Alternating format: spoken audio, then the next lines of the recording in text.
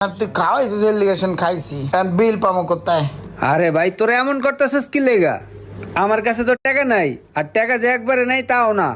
আমার কাছে টাকা আছে, কিন্তু ওটা আমার খালার টাকা, আর ওইটা দিয়ে তো বিল দিতে পারবো না। টাহার গায়ে কি নাম লেখা আছে? এটা খালার টাহা, এটা আমার টাহা।